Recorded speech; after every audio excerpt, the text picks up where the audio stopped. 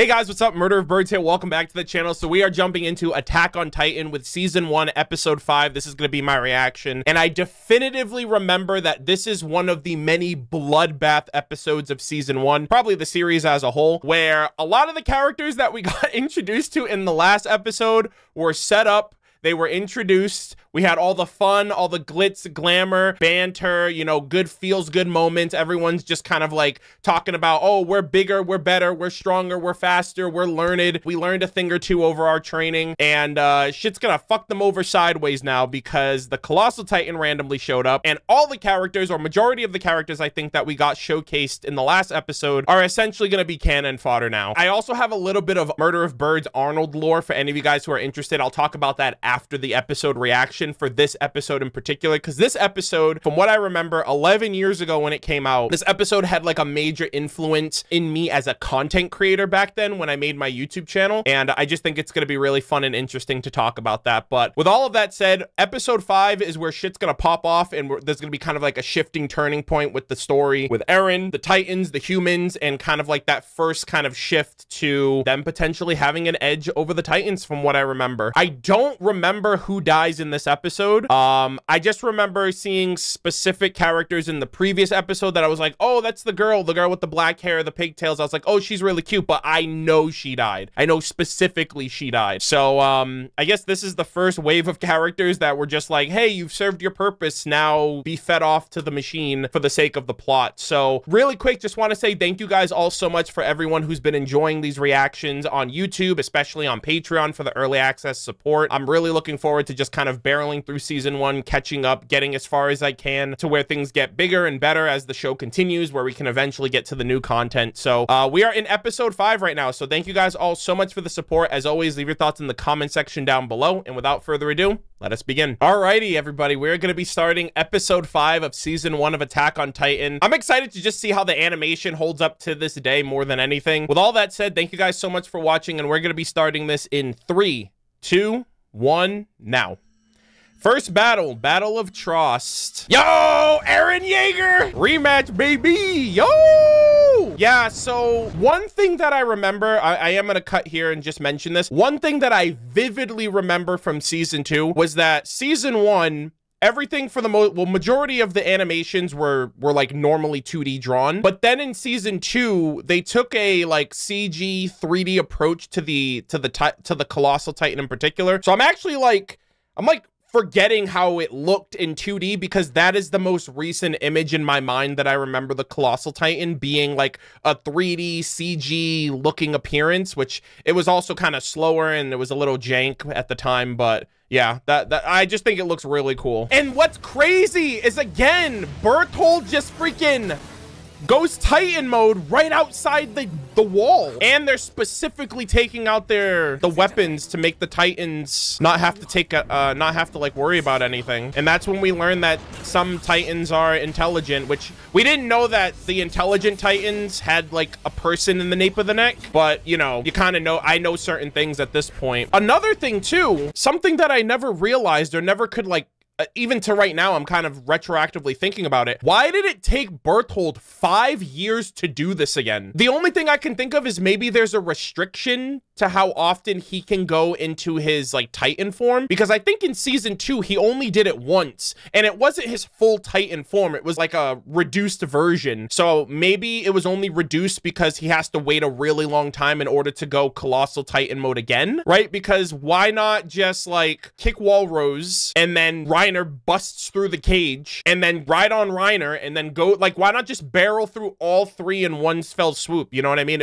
They'd probably be able to do it in about a day, especially with him being a Colossal. So my only thought process is that the Colossal Titan, because it is the biggest Titan of them all, is like super powerful in its one objective. And I remember as a Titan, I think in order to transform, you need to have like a task. So I think his main task right now, above all, is transform, kick the wall, disappear. And I think that's like his main purpose, and like nothing else really matters. So I've always been curious about that. Anyways, yo, that animation, yo, so good. And that's where things would have been good, but Titans have protections, which is interesting. This one has just burning off steam. Oh my God. Yeah. And you would assume he disappeared, but I wonder if Eren just looked down, if he would be able to see Berthold down there. But like, obviously they're thinking about, you know, like he's not there anymore. And now the Aberrant Titans are gonna get in, and history repeats itself. Froze apologizing. He's the only one that did something. Everyone else is literally just frozen. The contingency plan for the Colossal Titan has begun. Get to headquarters. Oh, okay, so these are the bigger guys. Okay, it's happening again, and now all of these people are gonna be pushed to Wall Sinna. And it's just gonna get worse. You're gonna have another refugee situation. You're gonna have another situation of casualties. Wait. Does the Armor Titan show up again? Wait, did they closed up the wall that quick? Hold on a second. I don't remember this. Unless Reiner shows up again and busts the next wall. Or if that's just like, again, it's a contingency plan. So it's just like a band-aid being put on a wound for now. Your trainees have all passed the final training exercise. They are now full-fledged. Yeah, I remember this group. These two are gonna... I think one of them dies. This sucks, man. Yeah, she's like, oh, man, it would suck if I wasn't a main character just now. Yeah, this is where the Armin hate started flooding in back in the day. We don't have the means to quickly patch up the 8 meters. We never managed to dig up that big rock in front of the gate. Oh, so because they never sealed Wall Maria, like, the Titans are just moving in on the next area, and now it's even worse. Yeah, and now they're gonna breach, and they can regenerate. That sucks. I'm also curious. I am curious if the Aberrant Titans are just people that weren't able to seize full control of their Titanhood. You know what I mean? Like, I know that they're like Reiner, Berthold, Annie, and I even think Eren, I only know from Eren, but I remember Eren goes through kind of like this genjutsu effect where he like loses control of his Titanhood, like his Titan self. And I wonder if everybody goes through that, and like maybe there's a high percentage of like, if you turn into a Titan, 99% fail rate, you're going to become one of the Aberrants. But in the likelihood that you do gain your self-awareness, you then become an intelligent, specialized Titan like Annie, like Reiner, like Berthold, like Eren. I was always curious about that because I like, they have to attack the nape of the neck for all of them. It's just the intelligent Titans are the ones that are aware. Whereas these Aberrants, I feel like they're like failed Titans, right? They're like the dummies, like the dummy experiments that just failed. So I'm wondering if that's the case, if every Titan was once a person, but the Aberrants are just like stupid. Oh, see, they did get through. Okay. So that little gate fence net thing didn't help. Meanwhile, in the cushy wall, but within the cushy walls of Wall Sinna. Oh, is this the bald guy? Yeah. Holy shit. And that's I think that's the king. Oh yeah, Pixies. Yo, I remember this guy. Oh my God, Pixies. Pixies. Yeah, the walls are coming down. Man's like, I'm about to get fucked up real quick. I don't know whatever happened to him. I don't know if I saw him in season 2. Oh yeah, bro's like, you're supposed to protect me, Pixies. Pixies. Pixies, wait! Marquise Bart? My men are risking their lives in trust right now. Fuck yeah. Many more dying on this very moment while we indulge in idle chit-chat. They are expendable. Let them die. Fuck this guy. You should go fight them, bro. You should get eaten. You'd actually probably satiate a lot of them.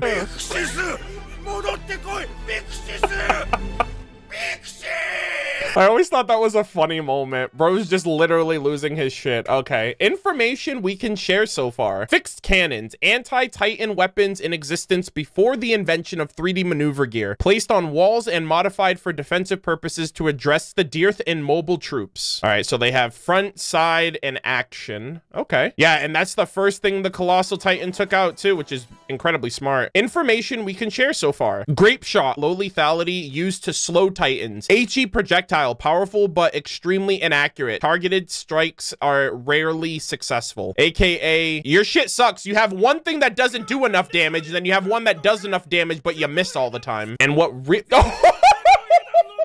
Oh my fucking god! I forgot this guy, this batshit crazy fucking drill instructor. Oh my god, I forgot this man. And he's like scaring the shit out of everybody. It's not helping, bro. Bro's really trying to be Xehanort with all that hair. He's got the sulking eyes though. As you are all aware, desertion is punishable by death. Bro's like, yo, you better run up out of there and fucking die. These kids were not ready. It's like what Annie said. Annie was like, all these people are training to get cushy jobs. And even some of these people were gonna get those cushy jobs, but then it fell short because war was declared at this point, and now they're in this situation. They're just not ready. They're not prepared. Aaron's the only one that's got the cojones. I don't have a death wish. Bro doesn't got a death wish. Bro wants to live. Bro wants to be free. Those 3 years of hell weren't for nothing, bro. Yeah, y'all almost died in combat training. We ran and some were kicked out, but we made it. Exactly. Come on, Gene, level the fuck up, bro. You'll survive today and go into the inner walls tomorrow, right? Yeah, I know, right? It's like, hey, you just, and he's really good too. He's in the top 10. Aaron, what did I tell you about getting into fights with your peers? You and I are on different teams. Oh, that's right. I'll protect you, bro. What do you mean? Aaron's like, I don't need your protection. They get separated and Aaron gets fucked. Oh my god. Jesus Christ, bro. All right, this man's a little unhinged right now. Jesus Christ. You didn't have to headbutt Mikasa. What the fuck? She's just trying to help. I don't know, man. Aaron's literally just wants a reason to fight. Please don't die. That aged like milk.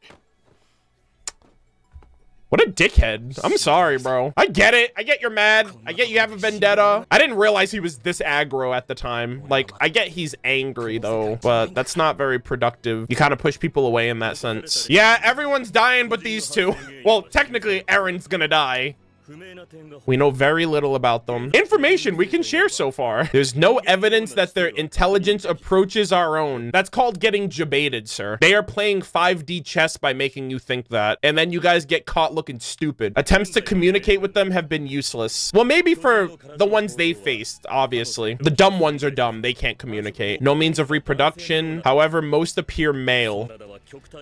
They have extremely high body temperature, inexplicably show no interest in any other creatures besides humans. Their sole purpose in life seems to be the consumption of humans, and considering they survived for more than a century in the environment devoid of human life, they are assumed that they have no need to eat at all. In other words, we believe their goal in feeding isn't to gain sentience, but simply to kill, which is why they pose such a threat to humanity. I don't know anything about the Titans. I know nothing. They're able to regenerate too. Even decapitated Titans will not die. The nape of the neck is where you gotta get them. Oh yeah, and they can, yeah, I forgot. They can fully regen. I would love to know how the Titans originated. Cause like, this does not seem like something that was man-made. It seems far too like supernatural. Like, they can regenerate. They don't need to eat. Some of them are intelligent. There just seems like they have so many pros that I feel like it's more than just, oh, some mad scientists in their laboratory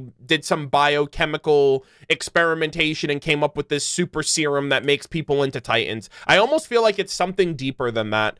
Cause like, this seems like so much benefit. And another thing too is that like, some of the Titans can communicate, from what I remember in season 2. So I'm also curious as to like, who are the humans that man the Titans if they're not from within the walls? Like, where did they come from? And like, what societies outside the walls? Because there's a whole other world out there, you know? Are the Titans invincible? Good question, sir. The answer is no. You gotta kill the tiny little person that lives within them. Severe damage will prevent regeneration and the Titan will die. Meanwhile, Armin is hyper-focused right now. Will definitely rise quickly through the ranks. Yeah, I don't know about that.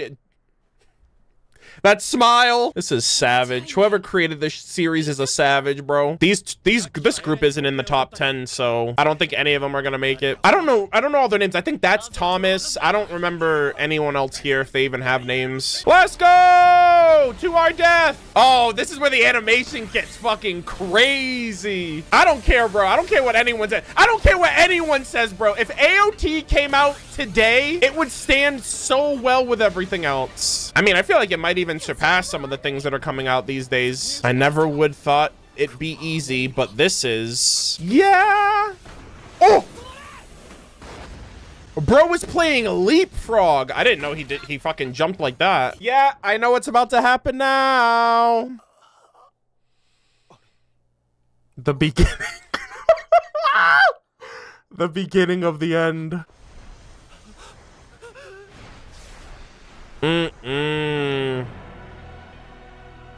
Just like that, dog. I remember this. I will never. I can never. This shit is about to pop off. This looks so good.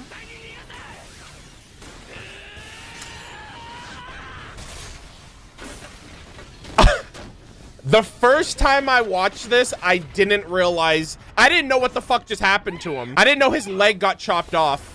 And then the fly swatter, RIP to this girl. I thought she was gonna be my favorite. And then this Moe fucking Titan just eats her. And this is where Armin's hate was solidified for people, because he was just so not ready, bro. I didn't realize his leg got chopped off right there, or got bitten off right there. This is wild. I don't mean to laugh, but like, bro, Santa Claus is coming to town. Damn, bro, I thought Santa only punished naughty children. What is this? Armin didn't deserve that. My grandpa was hiding this. The Book of the Outside. So this is like kind of lore important when you think about it, because this confirms that there's life outside of the world, outside of the walls. If this book comes from the outside world, which again reinforces, like, they clearly have to be, the Titans have to be coming from like a foreign nation of some sort. Why? I have no idea. And like, it seems like it probably has to do with whatever happened 100 years ago. It's almost like they're prisoners when you think about it. Why would there be an outside world, but then these people are just trapped within that, like their cages, essentially? You know what? It's low-key Armin's fault. Armin got Eren hyped up for the outside world, and now Eren wants to leave no matter what. Armin also, like, manifested that first Titan attack. Bro just, like, was pushing the plot. He didn't know. My mom and dad say that they're going beyond the walls soon. I wonder if his parents are somehow still alive, or if they're maybe dead by now. Because he did talk about his parents, because they were, like, adventurers. This is it, dude. This is it, bro. This was the episode that, like, I was hooked on AOT back in the day. I never thought they would do this. Bro's literally fighting Santa Claus right now, holding his shit up with just a broken blade. You told me about the outside world. This is your fault.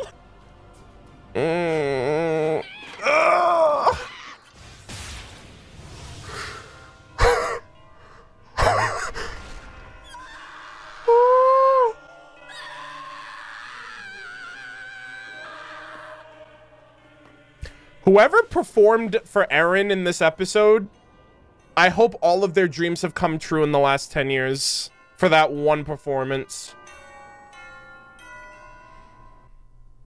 That is Attack on Titan. I remember the first time I watched this episode, I legitimately thought it was crazy. I had never before in my entire life ever saw the main character die 5 episodes into a series, and I genuinely thought that the series was gonna continue and focus on Mikasa and Armin, with Eren dead after all of his, like, resolve to want to leave, like, to go out into the open world. Like, I legitimately was like, this series, Eren became a martyr in that moment, and like with how Armin turned out, with Mikasa not realizing at the time, at the end of this episode 11 years ago, I legitimately was like, this episode is going to continue, Eren is dead, and I thought Armin was going to become the main character because he was so underwhelming, because he was so passive and like caught like a deer in the headlights with not really knowing what he wanted to do, or not knowing what he wanted to do, but just being stricken by fear to do anything, to perform. And that's what got his best friend killed. You know what I mean? And yeah, this was such a fantastic episode. I absolutely loved it. So first and foremost, it was really nice to rewatch this episode after all these years, primarily because I feel like I was transported back. Sure, I was memeing. As the episode went on, I remembered more and more of the things that were going to end up happening. And like halfway through, I was like, oh, this is the episode that Eren dies. In air quotes, dies. But at the time, I remember where I was at the time watching this episode for the first time and realizing, I mentioned it earlier, I legitimately thought Attack on Titan was like an anime that just kind of like changed the game. They changed what it meant to have plot armor. They changed what it meant to be a main character, because all main characters are saved by that position, right? If your name is the title of the episode, if you're Naruto, or if you're Inuyasha, or if you're, you know, whatever, you're not dying, nothing bad's happening to you, you are the series. If you're Kuroko, you are the series, you know what I mean? And like, I really thought, or at least it subverted my expectations for a little bit, that like, for that whole week, I was like, wow, because I don't read manga, I'm an anime only reader, I'm an anime only watcher. I was like, wow, this is the first anime that has ever killed off its main character and is expected to carry on as if nothing ever happened. You know what I mean? Like, because we've just seen body bags from the first episode to this episode to even like some of the previous ones with like all the people that, all the refugees that died too, that like life is fleeting, especially in this universe, and you can go at any minute. And they really gave that treatment to the main character for a time, you know? Obviously, things developed in such a way that they kind of debated us in a way, you know what I mean? Because it's like, well, he still kind of did have plot armor at the end of the day. But just the act of doing it felt so realistic, like they just did that and they weren't joking, you know? But overall, episode, great, loved it, really great to re-experience it. I think that performance with Armin goes down in history as like one of my most noted memories in anime, of just hearing his screams and howls of just seeing his best friend get killed right in front of him and there's nothing he can do. And yeah, I think the performance was fantastic. That has always lived in my mind. And just to get into a little bit of Murder of Birds lore for those of you who would, you know, care to know, this episode single-handedly was a big factor in me developing as a content creator. Like I mentioned at the beginning, episode 5 of Attack on Titan was the first time that I ever sought out somebody else's reaction to an episode of anime in my life. It was around 2013. So checking out from the episode here, this episode came out May 5th, 2013. Now, if you go to my YouTube channel here, I've been on YouTube since July 29th was when I created this YouTube channel. So my channel was made almost 2 months after this episode came out. So coming here, and you know, if you go to my channel, my first YouTube video was 10 years ago. It was like some Call of Duty commentary stuff. But my first video was actually posted on July 6th. So that was literally 2 months from when this episode had released. My first reaction video was actually Hunter x Hunter episode 116. This was the first time I had ever recorded a reaction to anime, which was on February 14th, 2014, so about 6 months or so later. The concept, or the fact of the matter was, I remember going on YouTube, typing in Attack on Titan episode 5, and like I just typed like review, because at the time people were only doing reviews, because in it was around 2013 that like reaction videos were just kind of like a birthed concept, but there was just like a negative stigma in the community for them for multiple reasons. But the primary reason that I feel like lumped in all reactions was from the perspective of people that were taking other content creators' content, reacting to it,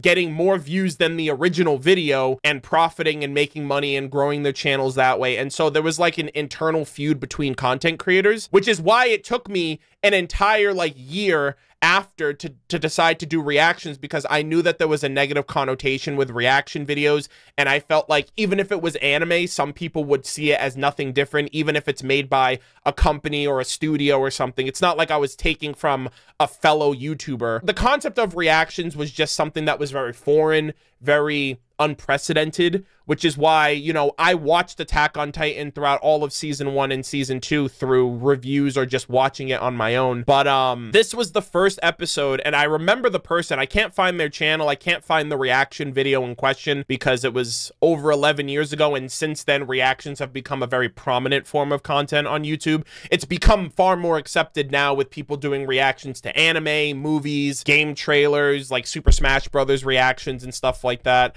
myself included. I'm guilty of that. But I feel like reactions as a content format is still widely accepted, but that aspect of watching other people's content, other content creators' content, and providing and adding nothing to it and just kind of taking it for your own, dare I say the Jinx era of reactions, I feel like that is still something that is frowned upon on YouTube for people. I feel like more recently Jax Films and SSS Sniper Wolf, or SS Sniper Wolf, like that whole debacle with like TikToks and watching people's content, not crediting them, stuff like that. I think it's a little weird to watch reaction content of like YouTube content versus something that's more universal, something that more people generally have a shared experience with. I feel like more people would have a shared experience of, hey, Arnold's watching Attack on Titan, I've seen Attack on Titan, let me watch his reactions, versus, hey, I'm reacting to this other YouTuber that you might not even know about, but, you know, hopefully you'll like it, you know what I mean? But yeah, not to get off topic, not to ramble a little bit, but episode 5 was the first time I ever sought out a reaction to an anime before, and the guy that did it, he had like he had like chills watching the episode, and that was the first time that it clicked for me. I had never like not acknowledged or understood reactions, but seeking it out yourself really makes you understand what makes them so appealing. It's the shared experience, it's the vicarious experience of seeing a first-time reaction through somebody else's eyes and almost trying to have like that parallel to like your reaction of like, oh my gosh, they're going through something and experiencing it the same. I'm not gonna explain what a reaction is. I'm literally going down the rabbit hole. You guys are watching a reaction video, you know what it is. But yeah, this is the first reaction video I ever watched of episode 5 of season 1 of Attack on Titan back in 2013 when this episode first came out. The guy, I don't think the person was really a YouTuber or anything. I think he was just posting videos at the time. I couldn't find the channel now just because there have been hundreds, if not thousands, of Attack on Titan reaction videos being posted, and to like narrow down to one person who I didn't even remember his username at the time is kind of impossible. But yeah, I just thought that that was a nice little piece of lore that I wanted to share with you guys because, you know, Attack on Titan and anime in general has always been a part of my channel's genetic makeup in the early days of my content, and Attack on Titan has always been a crucial part of why I took to reacting to content like Ruby, like the, you know, Super Smash Brothers Ultimate reactions, like Red versus Blue, and why I'm getting back into anime, getting back into the roots of what got me into doing it in the first place. So with all of that said, I really hope you guys have enjoyed my thoughts, my theories, my speculations, my reaction to this, my rewatch redux as I'm catching up to the new content of season 3. But yeah, I would love to know what you guys thought of this episode, what you guys thought of anything that I mentioned in the comment section down below. But thank you guys all so much for watching. Thank you for the support again on YouTube and Patreon, for all of you guys' continued support. And I will see you guys all in the next one. Take care.